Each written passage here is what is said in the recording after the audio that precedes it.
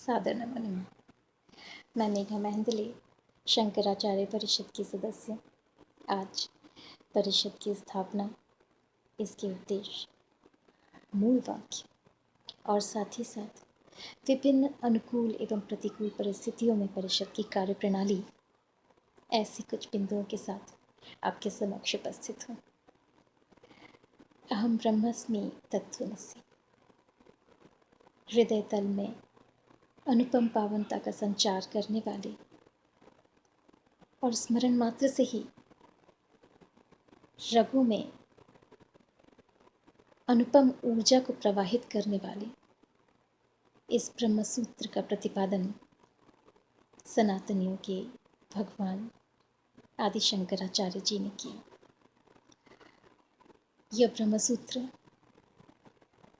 न केवल सनातन परंपरा को अपने अंदर समेटे हुए है, बल्कि इसके मार्ग में आने वाली अनेकानेक बाधाओं के समाधान का स्वरूप युगों युगों से हमारा मार्गदर्शन करता आया है। आज के इस युग को सनातनी परंपरा का एक बार पुनः साक्षात्कार कराने के उद्देश्य से और साथ ही साथ प्राचीन भारत की पुनर्स्थापना के विचार से 1 वर्ष पूर्व आराधनीय स्वामी आनंद स्वरूप जी द्वारा प्रयाग महाकुंभ में असंख्य साधुओं की, संतों की उपस्थिति में शंकराचार्य परिषद की स्थापना की गई। स्वामी जी अद्वैतवाद के माध्यम से एक बार पुनः समूचे भारत को एक सूत्र में पिरोने का बीड़ा उठाए हुए शंकराचार्य परिषद के माध्यम से भारत का आवाहन कर रहे हैं। अपने स्थापना से लेकर आज तक यह परिषद अनवरत मानव सेवा की ओर अग्रसर है।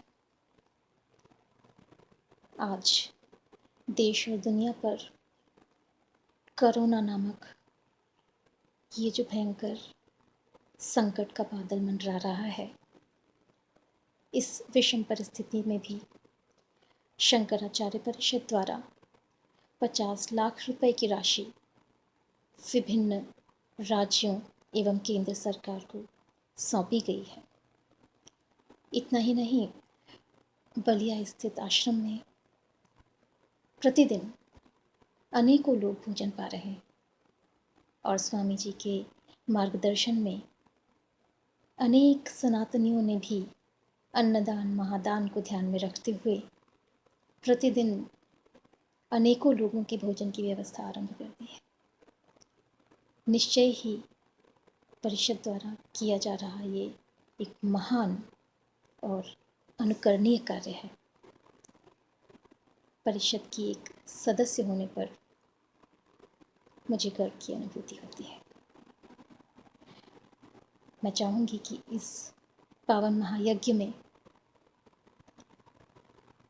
असंख्य लोग शामिल हों और स्वामी जी ने जिस उद्देश्य के साथ इस शंकराचार्य परिषद की स्थापना की है, उस उद्देश्य में जल्द ही हमें सफलता प्राप्त हो। अंत में आदि शंकराचार्य जी को प्रणाम करते हुए परिषद के इस गीत की कुछ पंक्तियों के साथ मैं अपनी वाणी को विराम देना चाहूँगी। सेवा सनातन की सदा हम करें संकल्प है, भाल ऊंचा भारती का हम करें संकल्प है। जय सनातन, जन जन सनातन।